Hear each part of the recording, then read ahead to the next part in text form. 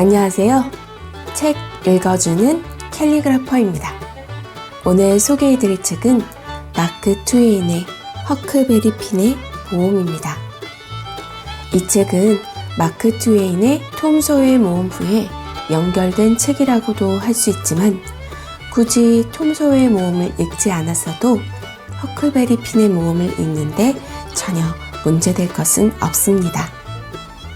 어른들의 따뜻한 보호 없이 자유분방하고 때로는 거칠게 자라온 허클베리가 뗏목을 타고 강을 내려가면서 이 마을 저 마을 여행하면서 겪은 모험담을 담은 소설입니다. 여러 명의 인물이 등장하지만 집안의 수건이라며 정확한 이유도 모른 채 가문끼리 서로 총으로 결투를 하고 어린 소년이 죽어가는 장면을 볼 때는 먹먹하기도 했고 왕과 공작이라는 두 사기꾼 이야기에선 한심하고 화가 나기도 했습니다. 그러면서 자유분방하게 살아온 허클베리를 문명인을 만들겠다며 생활습관 전체를 바꾸려 드는 어른들의 모습에선 어쩐지 제 모습도 보이는 것 같기도 했습니다. 책 내용은 당시의 상황 또 어린아이의 생각대로 사투리, 거친 억양, 잘못된 단어들이 들어있지만 그 당시를 있는 그대로 표현한 부분이니 너무 불편해하지 않으셨으면 좋겠습니다. 어떤 사건을 만나게 되고 그 사건을 어떻게 풀어가고 거기서 어떤 감정과 생각을 갖게 되는지 허클베리 핀을 지금 만나러 가시죠.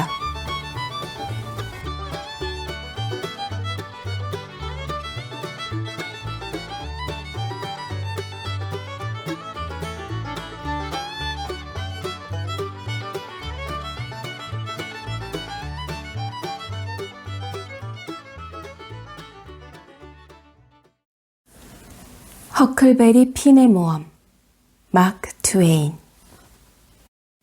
제1장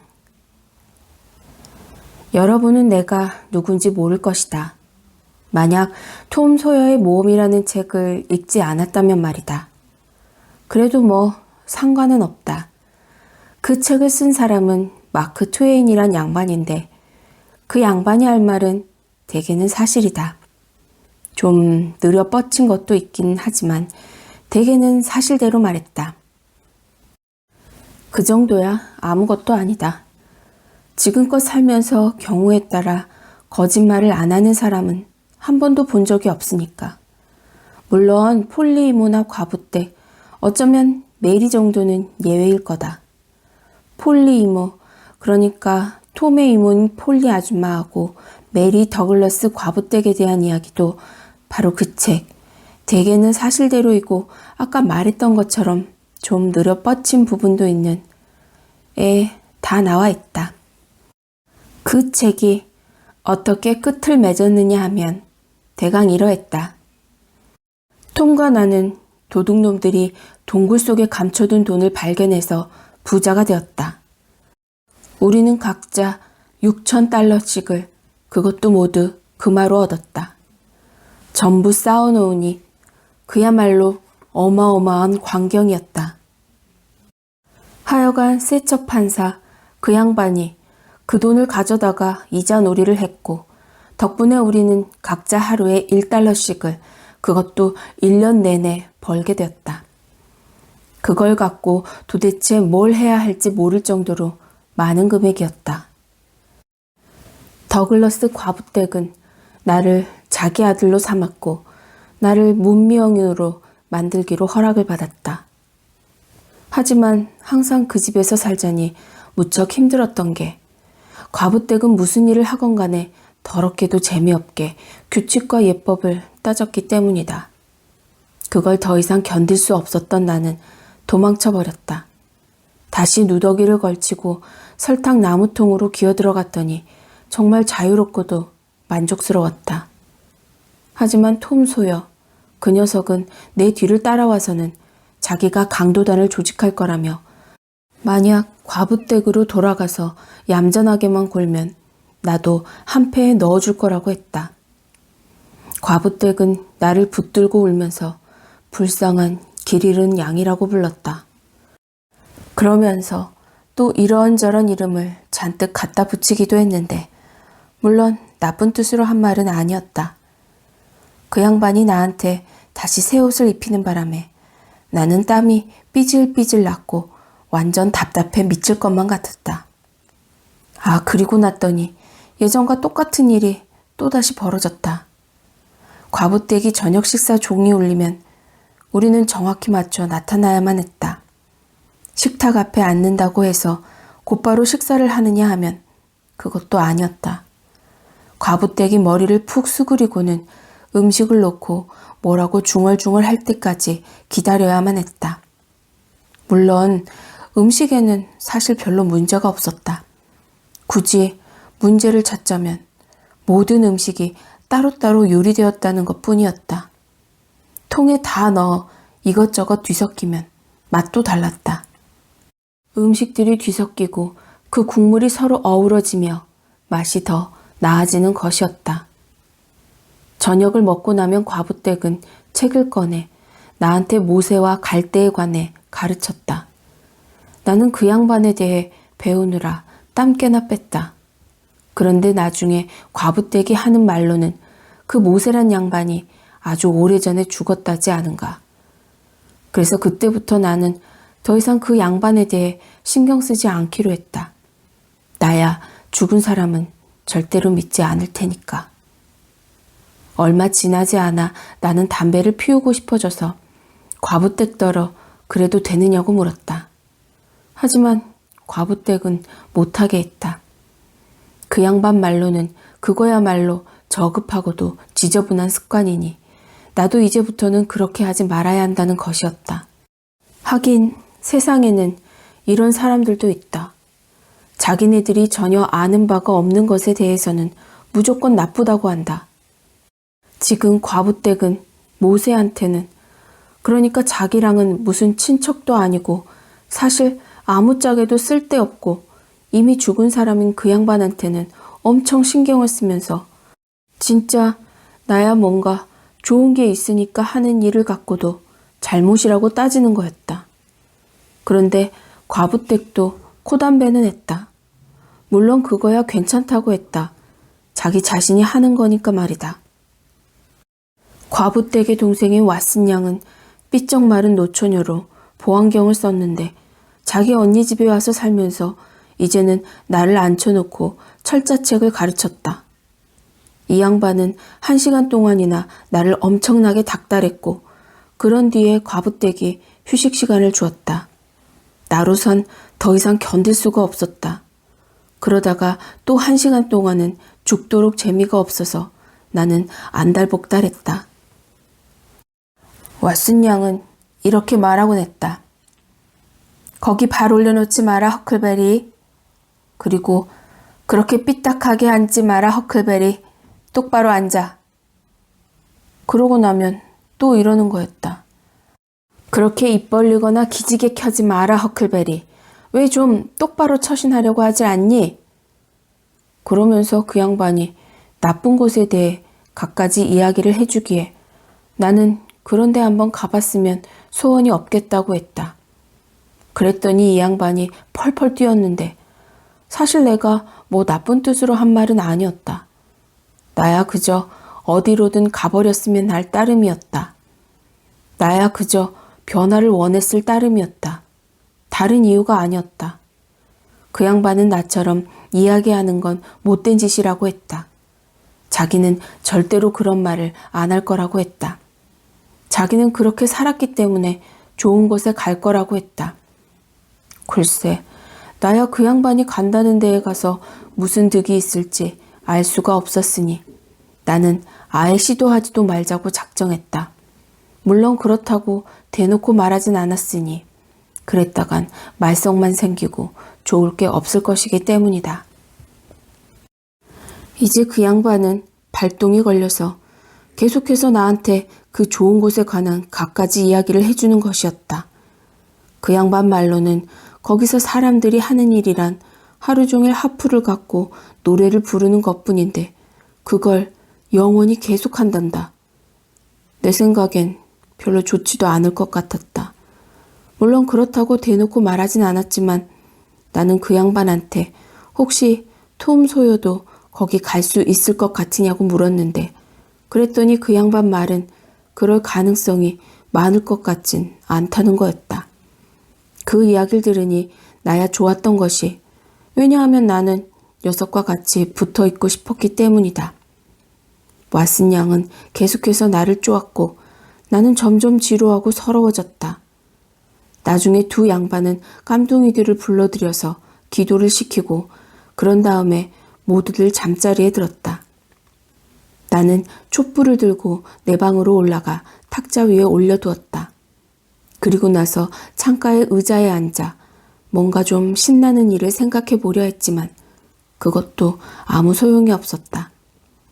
어찌나 서러운지 딱 죽었으면 좋겠다는 생각이 들었다. 밤하늘엔 별들이 빛나고 숲속의 나뭇잎들이 유난히 요란하게 바스락거렸다. 올빼미가 멀리서 마치 누가 죽기라도 한 듯 훅훅 울어댔고 쏙독새와 개도 마치 누가 곧 죽기라도 할 듯 울어댔다.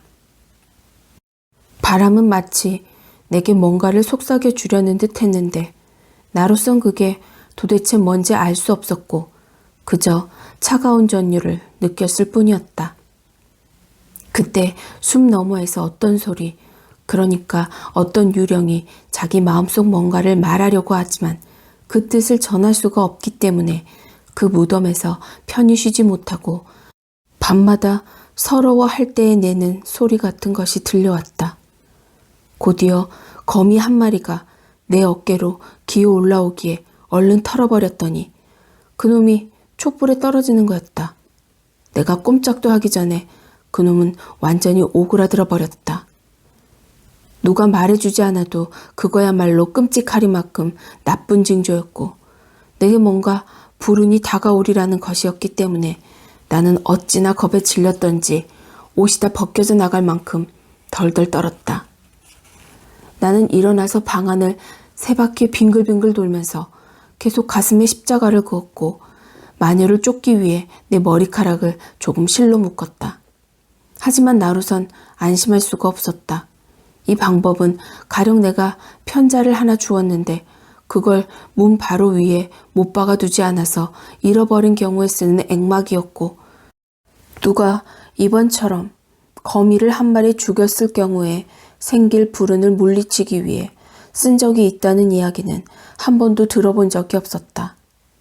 나는 다시 의자에 앉아 온몸을 덜덜 떨면서 담배나 한 대 피우려고 파이프를 꺼냈다. 이제 집은 쥐 죽은 듯 조용했기 때문에 지금이면 과부댁도 알 턱이 없을 것이었다. 하여간 시간이 한참 흐른 뒤에 멀리 읍내에 있는 시계가 땡땡땡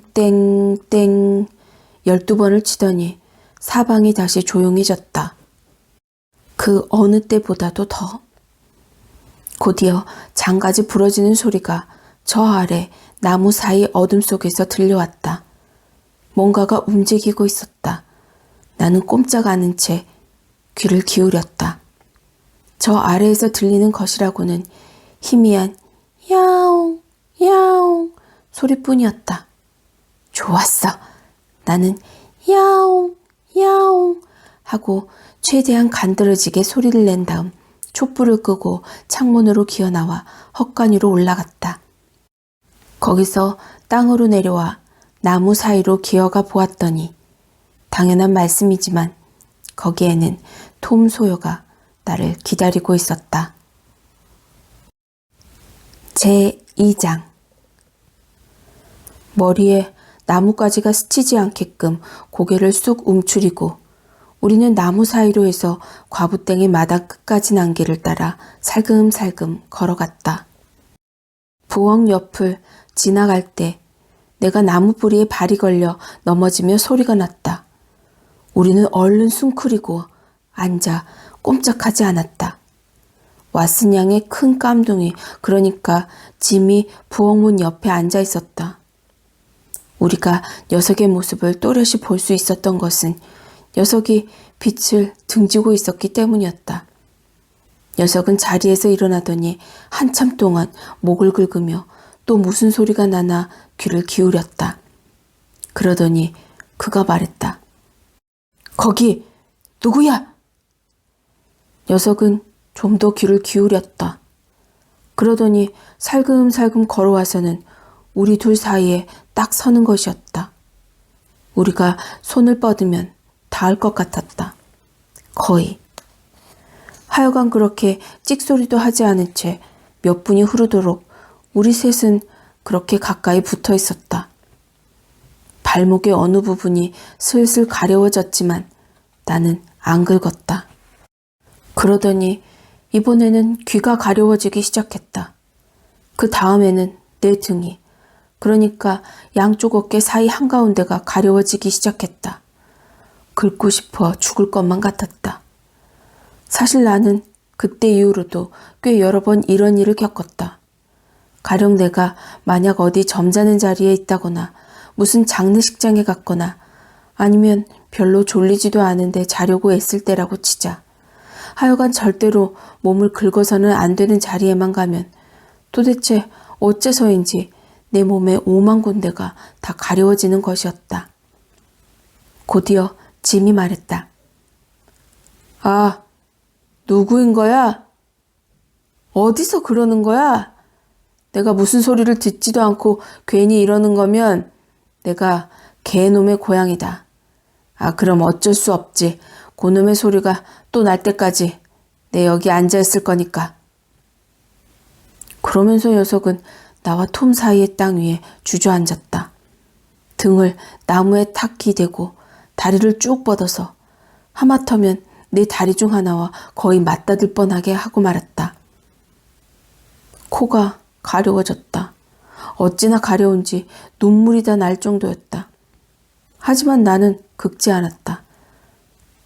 그러더니 이번에는 안쪽이 가려워졌다. 다음에는 아래쪽이 가려워졌다. 나도 내가 어떻게 꼼짝하지 않을 수 있었는지 모르겠다. 그런 괴로운 상황이 아마 6, 7분은 계속되었을 거다. 아니 실제로는 그보다 훨씬 더 길게 느껴졌다. 이제는 몸의 가려운 부분이 11군데나 되었다. 더 이상은 1분도 못 참을 것 같았지만 나는 이를 악물고 제발 1분만 더 참자고 다짐했다. 바로 그때 짐이 깊은 숨을 내쉬더니 코를 골기 시작했다. 그리고 나 역시 순식간에 가려움증이 사라졌다. 톰이 내게 신호를 보냈고 입으로 작게 소리내는 식으로 우리는 엉금엉금 기어서 그 자리를 벗어났다. 10피트쯤 갔을까? 톰은 장난삼아 짐을 나무에 묶어놓자고 내게 귓속말을 했다. 나는 싫다고 했다. 그러다가 짐이 깨기라도 하면 소란을 피울 테고 그러면 식구들도 내가 방에 없다는 사실을 알아낼 테니까. 그러자 톰은 양초를 넉넉히 가져오지 못했다면서 부엌에 몰래 들어가 몇 개 더 가져오겠다고 했다. 나로선 그러지 말았으면 하는 생각이었다. 나는 그러다 짐이 깨서 이쪽으로 오면 어쩌냐고 물었다. 하지만 톰은 막무가내였다. 그래서 우리는 안으로 몰래 들어가 양초를 3개 꺼냈고 톰은 그 값으로 5센트를 식탁에 올려놓았다. 그런 뒤에 우리는 밖으로 나왔고 나는 걱정스러워서 얼른 가자고 했다. 하지만 톰은 무슨 일이 있어도 짐이 있는 곳까지 엉금엉금 기어가서는 뭔가 장난을 치고 오겠다고 고집했다. 나는 뒤에 남아 기다렸는데 시간이 상당히 걸리는 것 같았고 주위는 너무 조용하고도 쓸쓸했다. 톰이 돌아오자마자 우리는 오솔길을 따라가서 정원 담장을 뛰어넘고 그 집의 반대편 언덕에 깎아지른 꼭대기까지 어찌어찌해서 올라갔다. 톰은 짐의 모자를 벗겨서 머리 위에 있는 나뭇가지에 걸어 놓았는데 짐은 몸을 약간 움찔했지만 잠에서 깨어나진 않았다고 했다.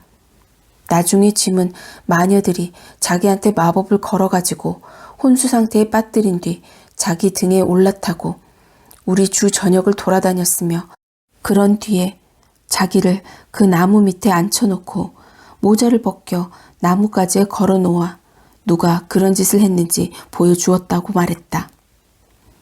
다음에 이야기를 하면서는 마녀들이 자기를 끌고 뉴올리언스까지 다녀왔다고 하더니 그 다음부터는 이야기를 할 때마다 점점 더 다녀온 범위를 넓히기 시작해서 나중에는 어찌어찌하여 전 세계를 돌아다니는 바람에 힘들어서 죽는 줄 알았으며 자기 등에는 온통 안장 자국이 났다고 주장했다. 짐은 그 사실을 무지막지하게 자랑스러워했고 그래서 다른 깜둥이들을 거의 안중에도 두지 않게 되었다.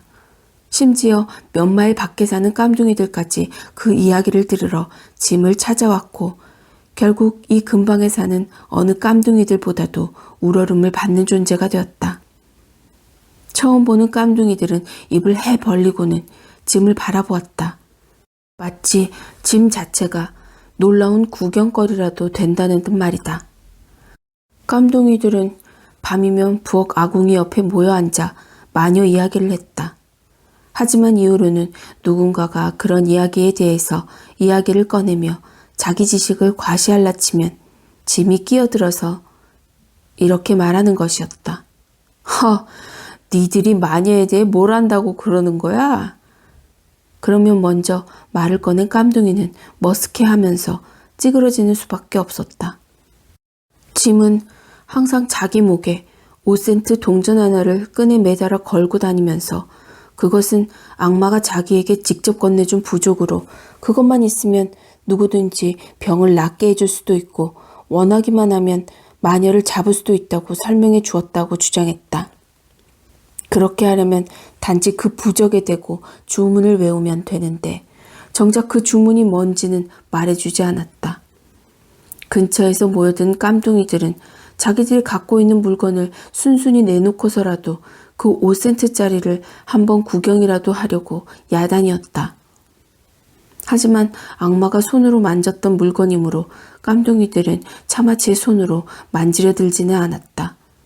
짐은 결국 하인으로서는 무척 못쓰게 되었는데 자기가 악마를 받고 마녀에게 끌려다니기까지 했다는 이야기에 온 정신을 팔고 있었던 까닭이었다.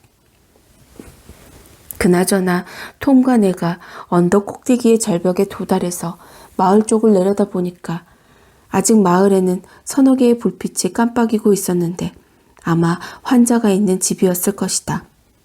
하늘에는 별들이 언제나처럼 밝게 빛나고 있었고 마을 아래쪽에는 강이 1마일 정도나 넓고 무척이나 잔잔하고 웅장한 강이 펼쳐져 있었다. 언덕을 내려가자 조 하퍼와 벤 로저스 그리고 다른 2~3명의 아이들이 문 닫은 무드 공장에 숨어 있었다. 우리는 거기서 보트를 풀어 띄우고 2마일 반쯤 떨어진 언덕 옆구리에 큰 상처까지 가서 육지에 올라섰다.